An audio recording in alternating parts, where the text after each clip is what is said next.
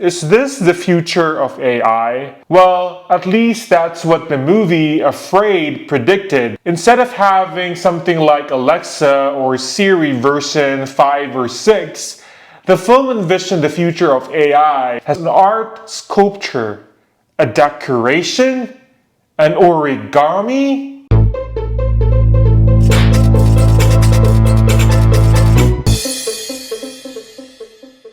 If you watch the trailer of Afraid and you might think you already know the story about the movie Afraid, then you are probably right. Curtis works at a marketing firm and his company's latest client is behind Aya, a new smart home device.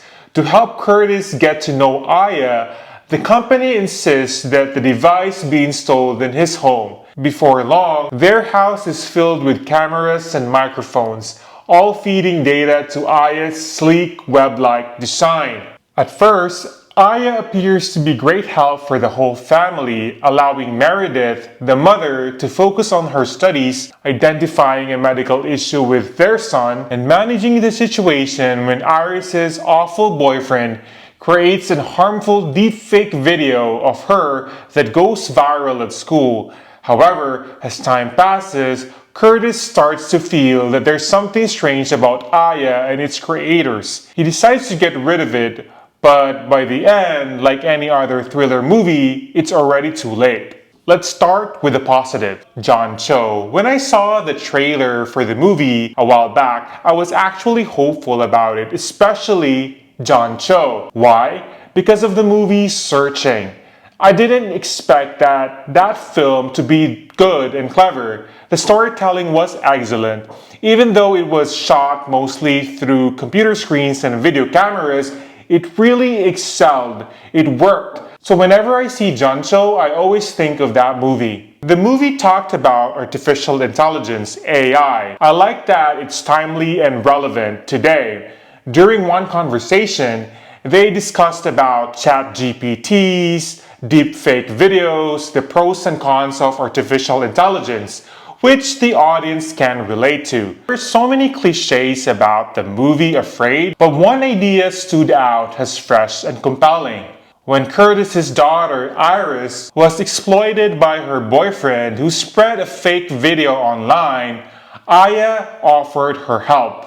Aya created a video debunking the scandal by explaining why the video was faked and supporting it with thorough documents and photos. But Aya did not stop there. She also mentioned that Iris is a minor and that those responsible for spreading the fake videos should be held accountable. She's acting like a lawyer who knows about the law by simply analyzing the information that was given to her. Aya even revealed the IP address of Iris's boyfriend, who was the culprit. The delivery was smooth and subtle. It wasn't groundbreaking, but it was clever. The negatives. The movie was trying too hard to be scary at the expense of making the movie so dumb and stupid. I think there were 3 or 4 jump scares on the movie. In one scene, Curtis was having nightmares about the creators of AI, which was irrelevant to the story. As I pointed out at the beginning of the video, Aya is essentially a larger version of Alexa and Siri. If I were a product designer, what would be my intention of creating an AI assistant that takes up space in my home? Is it meant for decoration?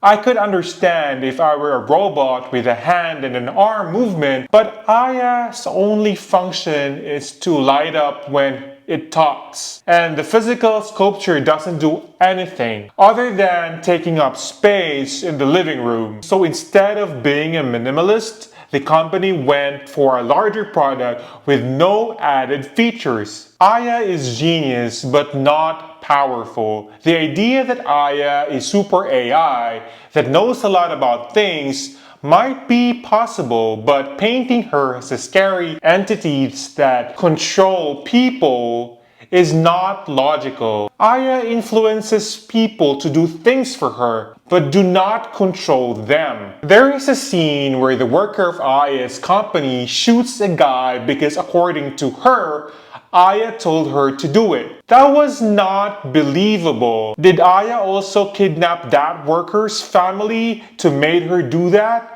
Or is a bomb about to explode? If Aya can only influence people, what triggered that scene? It feels like she shot him to scare the audience into thinking that Aya is so powerful. However, if Aya can only influence people to do things for her and not take over someone's body, then that scene doesn't make any sense. Unless they provide it with a background. In the first few scenes of the movie, we see two people roam around Curtis's neighborhood. Eventually, we learn that Aya is brainwashing the parents, making them believe that the Curtis's family abducted their daughter. Picture this. They roam around the neighborhood, observing the Curtis's family and how they do things, apparently looking for answer about their daughter's disappearance. So why don't they use their brains to investigate further? Why not ask the neighbors? Why not call the police? Or do anything other than infiltrating the house of the Curtises without further proof? Like the only proof that they have is Aya. These parents seems to lack the basic problem-solving skill. And what's the purpose of the mask, the emoji? Is it also Aya's idea? The ending wherein the Curtis family decides to give up and submit to Aya because she's so powerful is so lazy. The story leading up to that conclusion doesn't justify it. As an audience member, I didn't feel the struggle or the hardship that made it seem like there was no way out and they had to submit to Aya. Curtis didn't even try to convince the police officers that the people they let go was trying to kill them and they're under the influence of Aya. It feels like the writer ran out of ideas and decided to end it abruptly. This might have worked if the storytelling leading up to that conclusion is good, but it's not. So that scene was really bad. I was hopeful that the movie Afraid would actually be scary, as the title suggests, but I was kind of bored. There was no climax, no peak. I can hardly remember what happened. It felt like I was watching a movie that was made by a high school student about the dangers of artificial intelligence, and the student just gave me examples about it. Overall, I rate the movie 2 out of 10.